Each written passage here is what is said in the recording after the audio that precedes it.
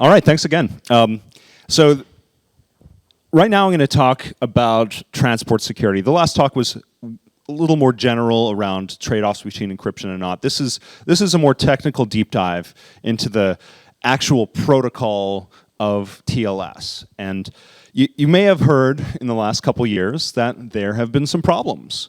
If you've been watching the news at all, security news, it's almost every month or so there's another big problem that hits TLS. You can see here's Lucky 13, POODLE, Freak, Heartbleed, triple handshakes, all these sort of things. Some of them were high profile, some were not. It's sort of, we've recently kicked off the idea that you should have a logo for every cryptography vulnerability. And that's good and bad in a lot of ways.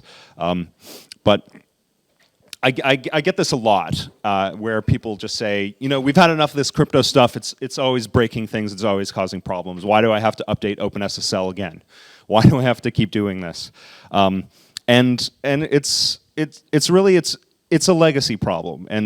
And people who design cryptographic protocols, I'm involved in developing TLS 1.3, the latest one.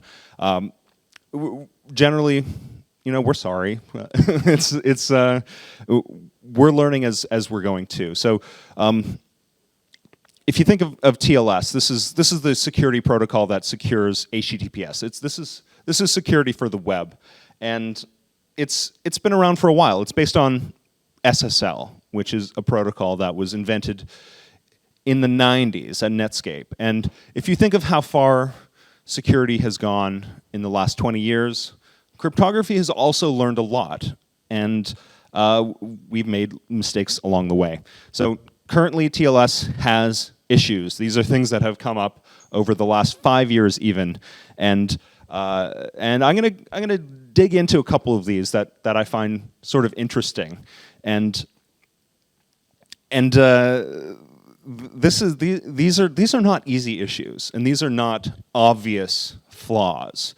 Cryptography is hard, and cryptographic protocols are very difficult. But it boils down to two things: key agreement and message encryption.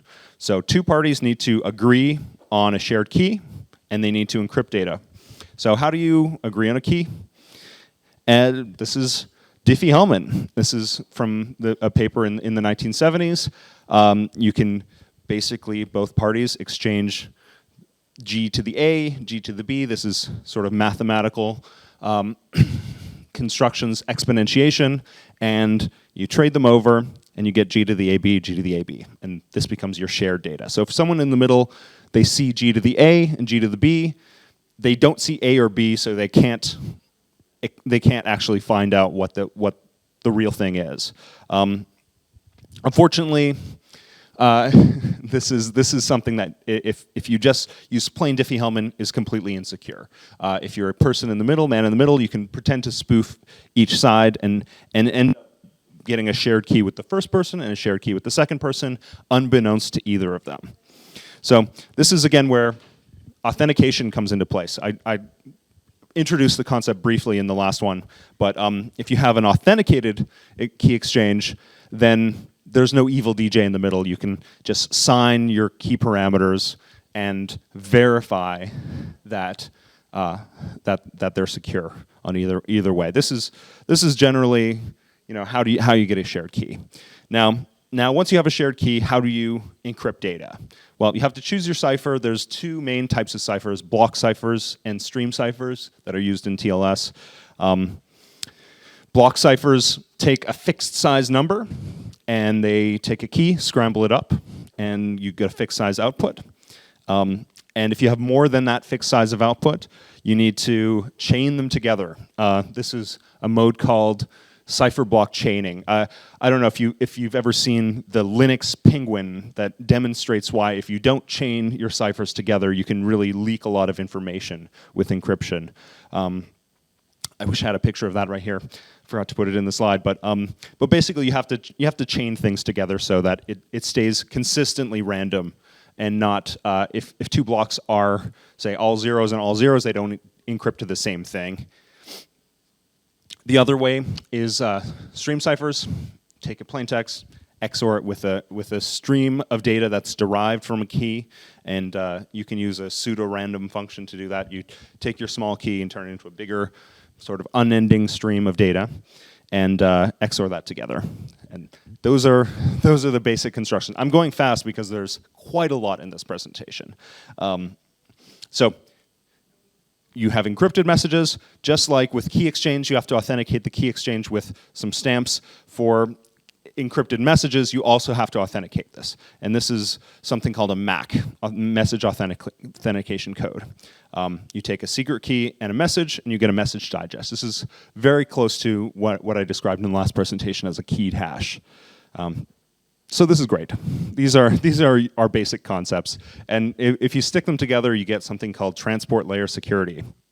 And if you think of the internet and how all these different pieces are connected together, there may be encryption on point to point, but what TLS gives you is encryption from your phone to the data center. This tunnel. This is sort of an encrypted tunnel. You can send data. It's encrypted and authenticated. And the key exchange looks like this. There are several little pieces here. The client and the server both have random values, and those are used to derive the shared key. And there's a certificate that the server sends to the client, and the certificate is where the public key goes from the server to the client that signs the entire message. So this is pretty in depth, but I will go from there. Essentially, client and server do a key exchange, and then from there once they have shared keys, they start encrypting the message. And the message kind of looks like this. You have your message that you want to encrypt, you have a MAC to authenticate it, and oftentimes you have to pad it to the length of the block cipher. So as I mentioned, blocks are one size, one size, one size. If your message doesn't fit on the border of that thing, you have to put a bunch of padding at the end. So this is what the data format looks for the messages. And this is pretty solid, right? This is just, key exchange, which is proven to be good, and then encryption, which should also be fine, and no. There's a lot of legacy. There's a lot of history in TLS that has caused this to not be so straightforward. So the first two that I'm going to talk about relate to the size of the keys. These two came from a paper that was published, I believe, 2 years ago by some researchers from, I believe, Pennsylvania and INRIA in France, Freak and Logjam. So if you think of what the recommendations are for how strong a key has to be to how people suggest it right now, for symmetric keys, you want 128 bits of security. And this is supposed to last you, say, 30 years or as long as the data is supposed to exist. Hash functions need to be twice that because there's something called the birthday paradox. And then if you're doing public key, you need a much larger key because public key cryptography, the actual digital signature part of it, depends on you to have some mathematical properties. It basically boils down to how big of a number can you factor. And with symmetric keys, you basically have to guess. It's just, you have to do a brute force, try every single key, and if you have 2 to the 128 keys, it's going to take you a very long time. For this factoring piece, you actually have some faster algorithms than brute force. One is called the number sieve, the general number sieve, but generally this means that the key size has to be bigger. But back in the 90s, the United States government required that cryptography, or considered cryptography to be an arm, to be arms in a way, to be ammunitions. And so required anything exported from the country to comply with this much smaller security size, in which computers of the day that were with enough resources could actually break this encryption, whereas regular run-of-the-mill people couldn't. Nowadays, a 56-bit key or a 512-bit discrete logarithm is within the realm of a couple $100 on Amazon EC2. So it's actually not that difficult. But if you look at the key exchange here, what happens is, as I mentioned, the key exchange has to be signed with a digital signature. And in TLS 1.2, which is currently the latest version of TLS, the only pieces that are actually digitally signed are the server key exchange, the server random, and the client random. This supported cipher suites is a secondary negotiation where you say, oh, what type of key do I want and what size is it? The client will say, oh, I support all these different keys, and then the client will say, hey, I have all these different keys of these different sizes that I support, and the server will say, okay, well, I will choose the most secure one that I know about and answer back. And what happens with Freak is that the client will list all sorts of supported ciphers, including these very, very old export ciphers that are required for the client to interoperate with 90s era servers, because as everyone knows, you want to be compatible with legacy as much as possible. And what happens in Freak is that when the client sends this list of ciphers, it includes these very weak ciphers at the bottom that are breakable now by anyone, and the person in the middle then switches out and removes all of the ciphers that are strong. And then the server will say, okay, great, I'll choose this export cipher. You must be a very old client that only supports export ciphers. And then it sends the key back, and then at that point, you can actually crack that key. So if you cause the handshake to wait for enough time for you to crack the key, you can break that key and then change the signature on the message, and then suddenly you are able to read and decrypt all this message. And this is a very recent attack, and it really works. Logjam is the same sort of thing. As I mentioned, Diffie-Hellman parameters. You can choose a cipher that has a small Diffie-Hellman parameter. This is the Diffie-Hellman export, which is the 512-bit key. So you can basically do the same thing here. So if you can crack this, it may look like a slow handshake because people can't break these things instantaneously now, but you say, okay, here are my supported ciphers. I'm going to choose only support these sort of very weak Diffie-Hellman groups, and then you can take G to the A and go back to A, and then you know what G to the AB is. And this doesn't really take that much. So this is what logjam is. And this is really the result of what happens when you have a protocol and you maintain compatibility with legacy pieces and you don't sign the entire message. So just to think about it, so you might have heard all these acronyms if just reading these news articles, but Freak is export RSA, logjam, export Diffie-Hellman. That's the first one. I'm going to run through a bunch here. This is going to be like a speed round for cryptographic vulnerabilities. POODLE and Lucky 13. This is about padding. I had briefly mentioned that you have to pad the data to get to the size of the cipher. This turns out to be very, very, very important. More technically, this is how the MAC gets computed. So you have your data, your HMAC, and your padding. And the HMAC is over the data, and then what's called a sequence number and a header. So every message you send over TLS has a sequence number, it gets incremented, and you do an HMAC, which is a keyed hash over that. Which seems fine. This is a standard construction. Now, what does the padding have to look like?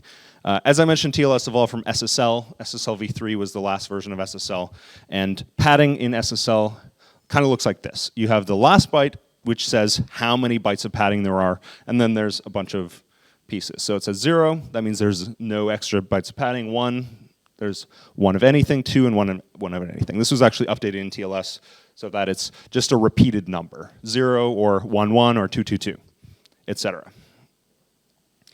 It turns out that having padding of this sort results in what's called a padding oracle.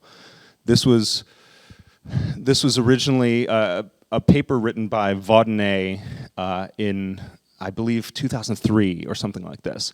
But what you can do is, because things are chained together, if you can guess if you can modify the previous ciphertext blocks so that it ends up XORing into a valid padding, then you can actually go back and decrypt that last value. So you have to guess, these bytes there's 256 options for each byte. So you can try 256 guesses, and if you guessed correctly, then you'll get the padding correct. And if there is a signal from the server, if the server actually tells you, oh yes, this padding is right or this padding is wrong, then that gives you information. And once you figure out which one of these values X gives you the right padding, and 0, 0 is a valid padding, the rest of the stuff will decrypt incorrectly, but the padding will be right. If the server tells you, oh yes, the padding's wrong, but everything else is right, then that lets you say, okay, yes, you can guess that last byte. And then you can go step back one more step and guess the previous byte to that. So, and then you can guess the next one, and the next one, and the next one, and you can go all the way back and actually decrypt the message. And this is what's called a padding oracle. If the server tells you one bit of information, you can take that one bit of information and end up decrypting an entire set of things. So, as I mentioned while describing that, the server has to tell you whether you guessed right or not. Originally in TLS, there was an error code that said, oh, by the way, yes, this is correct or this is not correct. They caught that with the original paper and said they're always going to return the same error whether it's the padding's right or not. And then it turned out that because the server has to, if it finds that the padding is correct, then it goes to the next step, which is, oh, let's compute the HMAC and compare if the HMAC is correct. So if you look here, yeah, let's check the padding first, then check the HMAC, and then decrypt the data. It turns out that there are minute timing differences. So if you get past the padding part and it gets to the HMAC part, then the server will take longer to respond because it actually has to compute the HMAC. And they ended up fixing that by trying to do the HMAC no matter what. And this is where Lucky 13 comes into place. Yeah, so here's the error. So the incorrect guess gets bad padding, correct guess, bad HMAC, incorrect guess, no HMAC computation, so it's fast, correct guess, HMAC is slow. And then Lucky 13 is this very interesting thing where it turns out that because of the way things are arranged, if you can guess the last two bytes, if you can get the last two bytes of the header of the padding correct on your guess, then this HMAC is an HMAC of 55 bytes versus an HMAC of 56 bytes. And 55 and 56 is the sort of magic point in which the HMAC has a step function in terms of how long it takes. So 56 and up takes 3 hash functions to do. 55 and down takes 2 hash functions to do. So if you can guess that one and that one correctly, then it's going to be slightly faster, and you can actually measure that. And once you guess the first two, then you can have the standard padding oracle and decrypt the whole message. This is something that Kenny Patterson at Royal Holloway and one of his students discovered, and this thing popped up in all sorts of implementations of TLS, where you can see this is sort of the timing. How long does it take? And if you actually fix it, you actually have to slow down the whole operation by quite a lot to make it constant. But this is something that happened. And that's Lucky 13. It's a padding oracle. POODLE, this is something that came out that turns out to be way, way, way, way, way easier than Lucky 13. And this was I think 2 years ago. They discovered if you have control of a browser and you can change the length of your message, you can align it so that you can have only 1 byte in the last block, and the rest is all padding. And as I described SSL v3's padding, it doesn't matter what it is. With TLS, you have to have the same number repeated X number of times, so 5 5s or 6 6s or 7 7s. What you can do is, and if you have only 1 byte of data, then you can go 1 byte and then 15 15s. But with SSL v3, it's only 1 byte, a bunch of anything, and then the 15th. So it only actually takes you 256 guesses, and you can decrypt an entire stream. So SSL v3, from this perspective, became a completely broken protocol just because of this. And TLS fixed it sort of unwittingly by being more stringent on the padding. And this is replaced by a new thing called authenticated encryption, AEAD. So don't use padding. Instead, use a stream cipher and make it so that you can't actually decrypt unless you kind of intertwine the MAC and the encryption together. And this is the standard that people try to push for right now. There's about 70% of connections use it. AES, GCM, and then some Dan Bernstein, Cha-Cha Poly stuff. So POODLE's bad timing, bad padding, Lucky 13's bad timing. Drown, this is another example. So this is a timeline, so to get a sense of when these things were created.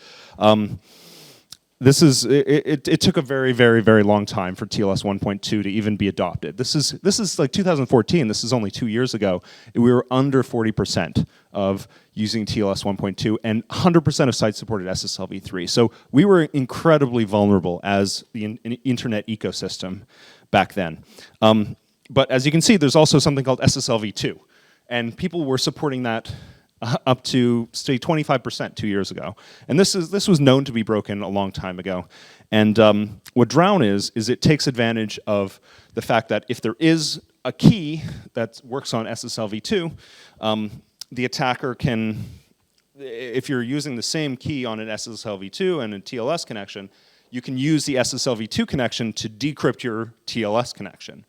So this is, I don't have all the details on this, but this is another thing that came up. If you're still using these old protocols, they can actually bite you on the new, if you use the same key on something old as something new. Sloth. This one is maybe less famous, but is really, really interesting. Uses this idea of a hash function again.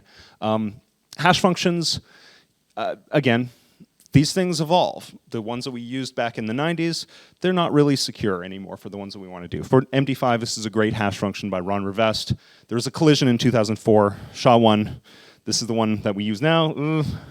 Maybe there's a collision this year. That's what was proposed. It hasn't happened yet, but it could be soon. And for example, you can go to Nat McHugh's website and see these 3 images all have the same hash function for MD5. You have Jack Black, James Brown, and Barry White all have the same hash function. But so if you look through right here, this relies on a hash function at the end. And if you can force this thing to, if you can change this to a bad cipher suite and then put a bunch of bits in there to make it collide, then you can end up doing the same thing that you did with Logjam or with Freak. And this is a paper that came out January this year. So again, MD5 using old hash functions, not good. Crime in time. I don't know if I have time for crime in time, but this is a very famous attack that was announced at Black Hat that has to do with compression. So if you compress things before you encrypt them, you actually leak data. So if you think of let's see. If you think of something that has a cookie, and you try to guess what that cookie is, the way compression functions work, or at least gzip, the one that's used on the web, if you guess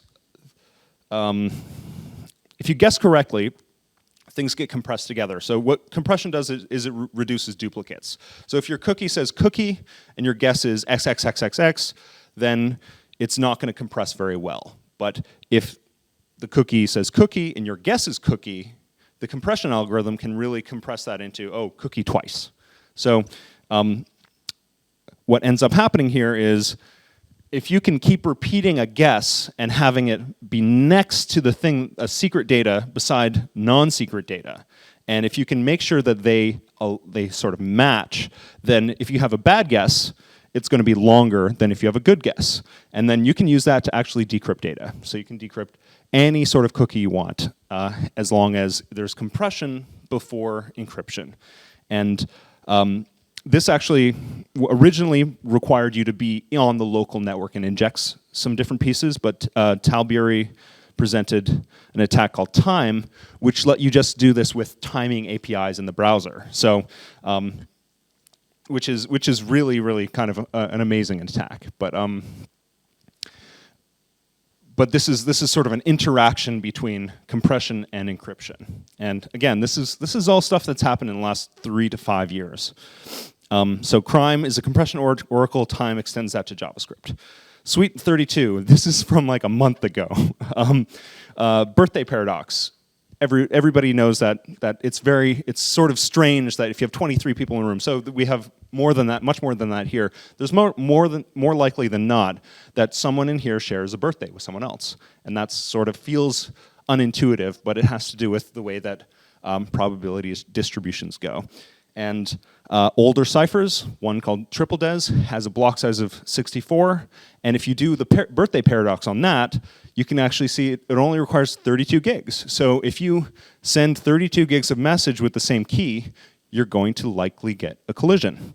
And that's what this does. So if you use block cipher chaining, CBC mode, you can kind of and do the same thing that I mentioned before with the compression oracle attacks. Is the attacker can choose part of the message that is chosen and some that is secret.